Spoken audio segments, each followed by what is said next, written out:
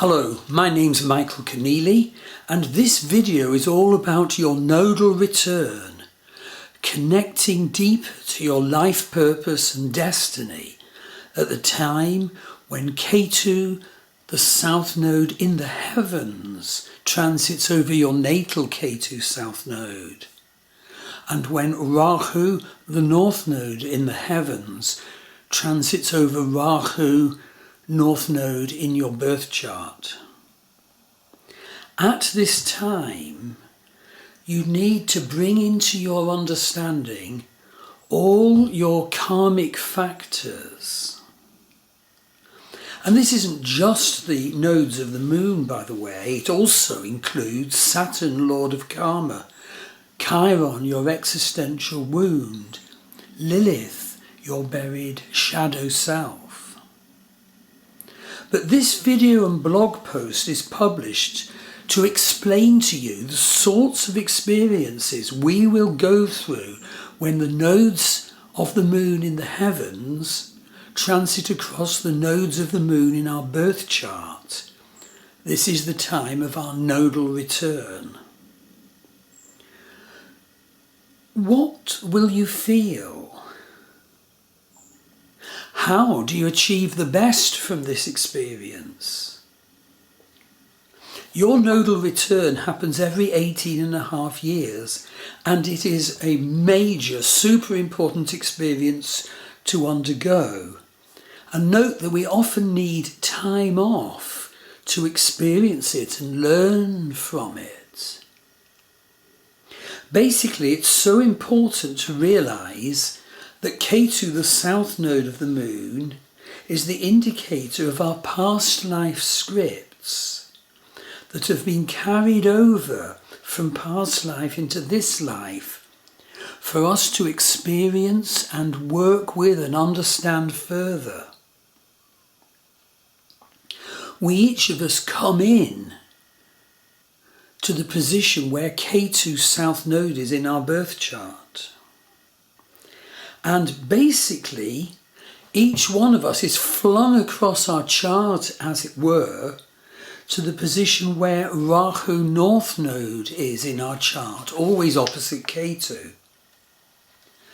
Now, the nodes of the moon are analysed by the signs they fall in your Vedic chart, the houses or life areas they fall in, by the nakshatras, the lunar signs they occupy, and by any planets aspecting them. It's absolutely crucial to get a meaning of your fate and destiny as declared by the nodes of the moon. And indeed get a reading from me about this. Go to my Star Wheel Astrology website. But it's also important to realise that our past life karmas, and the karmas for us especially to work on as a destination in this life, are not just expressed by the nodes of the moon, they're expressed by a lot of other factors as well, and I would include this in the reading. Saturn is a prime factor in our life destiny. What's the position of Saturn, Lord of Karma, in your chart? For example, just to focus on love-related Saturn issues, this is because when Ketu transits Libra, the sign of love issues, at the time of filming this post, I think it's right to give love issues a priority. And so, in terms of Saturn, well, if you have Saturn conjunct Venus in your chart, there will in a sense be a cold, restrictive hand put on your expression of love. If you have Saturn conjunct Mars in your chart, your frustration and anger may kill your loving relationship. If Venus is in Virgo at this time, Venus is debilitated, the showing of love is harmed and needs to be heard about and worked on. And as I said, it's not just the nodes of the moon. Yes, it's Saturn as well. But we also need to draw on the wonderful divisional charts of Vedic astrology. And, for example, if we have, let's say, Lilith and Venus, or Chiron and Mars in the 12th house of our second divisional chart, the D2 Hora chart, Hora, then it's so important to realise that these planets' energies in our life will be ruled by the Pitris, the ancestors. And so we will have ancestral-based challenges to what we need to work on and heal in matters of love in this life. The D9 Navamsha chart in Vedic astrology needs to be brought into the statement of our karmas because it is the supreme indicator of our past life issues, our relationship issues in this life, and thirdly, our ideal ashram, or our ideal way of life that we can move towards ideally in this life. And turning to the matter of our Western chart, well, our Western chart too can powerfully be used to discover our key fated love issues. Just to give the very briefest example of huge love issue declarations, well, Chiron conjunct Venus is a wound to loving commitment. It's so needed, for you to hear about and heal if you have this. Lilith opposite Venus. Well, Lilith opposite Venus in your Western chart may indicate a need to reclaim your power to show love and to delve very deep into your shadow and unconscious to reveal buried issues, including past life buried issues. And quite certainly, really, to also more fully express your wild side, ethically, of course, so as to come into the fullness of who am I as you express love.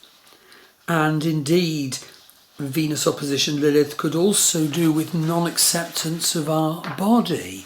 And so it's so important, yes, to hear about your nodal return and what is the meaning of your nodal axis in your chart from Ketu to Rahu, but also to bring in all these other things as well. And that's what I'll do for you in a reading.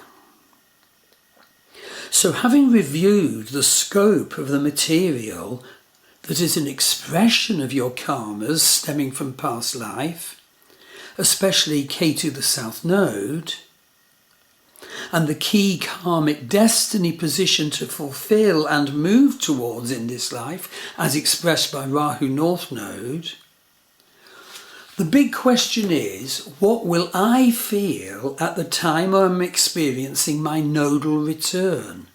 And how should I handle that? Well, be aware that sorting out your Ketu past life issues will surface first in the nodal return process. Be aware that as Ketu rears his head, well, actually he's headless, but you get the idea. As Ketu rears in your consciousness and life events, you will first of all probably feel fear at the time of this nodal return time. You see, the energy of Ketu South Node is that Ketu grinds us down.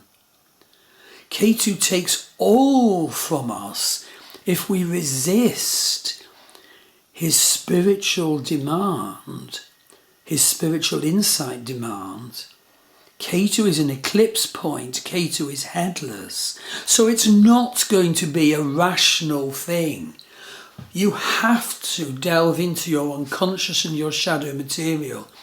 Just doing mantras will suppress material that actually needs to be understood and raised to consciousness.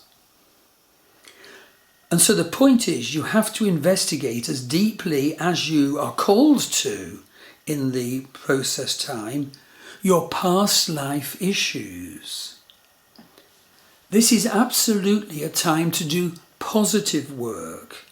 So when you work, inflame yourself with prayer and intention. When you do work to do with your nodal return, become able to stand in your strength and have strong purpose.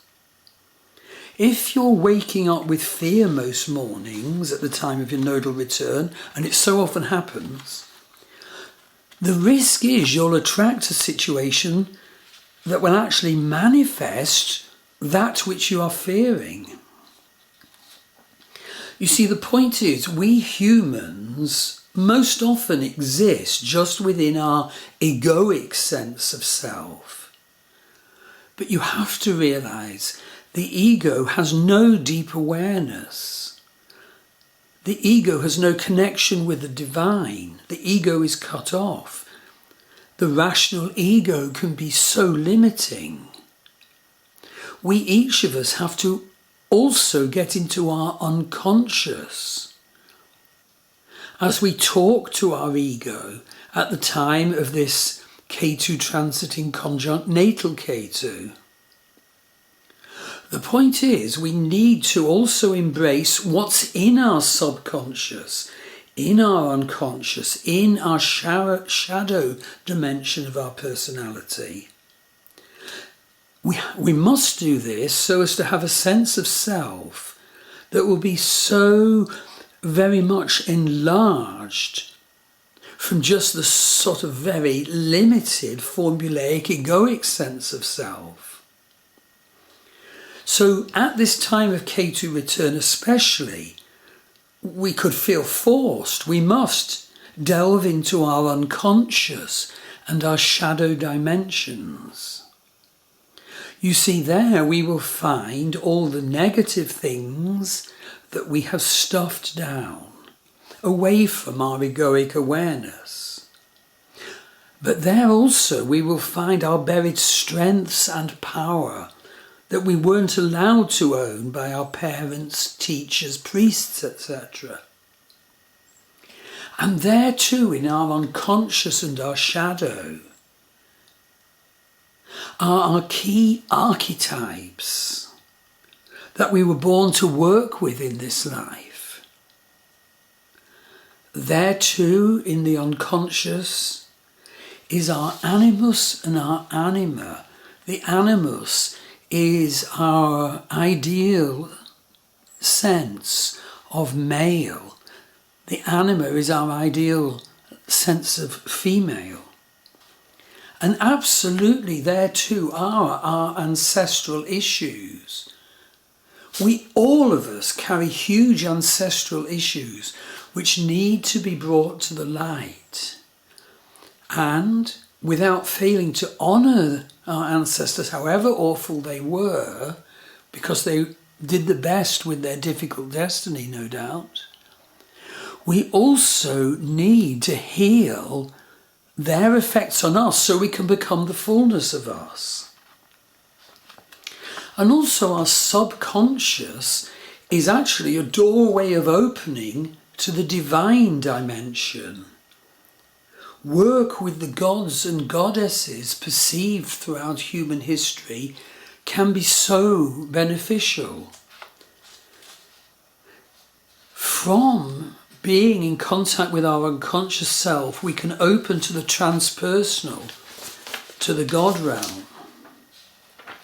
So this time of Ketu return calls upon us to widen so much our sense of the nature of ourself, to bring this stuff fully to the light, to heal what is negative, to embrace what is positive. Now, methods of dealing with the stress and fear of the Ketu return and the demand to connect to the vastness that is the Ketu return vary. I personally offer shamanic healings and also my journey to the abyss. You can see those on my Star Wheel Astrology website. But as I said, ancestral healing is crucial. There's a huge need to examine Chiron and Lilith in your astrology, including in your D2 and D60 Vedic divisional charts. It's so useful at the time of Ketu return to get a past life reading, receive an ancestral healing. A shamanic extraction or curse removal could very well be called for at the time of Ketu return. And absolutely, I would say, dream work can be so healing. I would say the truth is that power animal retrieval sets up a consistently good presence in our life. A psychic reading can be so useful. You can have key questions and be given wonderful deep answers to these from dowsing. This can be such a time to receive heart wall healing and hypnotherapy. This is a time to bypass the ego and the rational limitations and the socially imposed scripts, and to get access to the expansive mode of perception where the opening of your consciousness will take place. Get the ego out of the way. Delve into the immense healing and insight creating and power creating dimensions of your dreams as well. Doing dream work at this time of nodal return can be so personally growing. And, you know, these healing modalities can come to a point where you undertake a healing ceremony. Now, if you go to my Love Star Dating website, you'll see the panel of astrologers and healers who offer these sorts of insights and healings. So whether or not you're interested in the dating site portion of that website, have a look at the astrology and healing that's offered, because so much of it could well be useful for you to select from at this time of nodal return.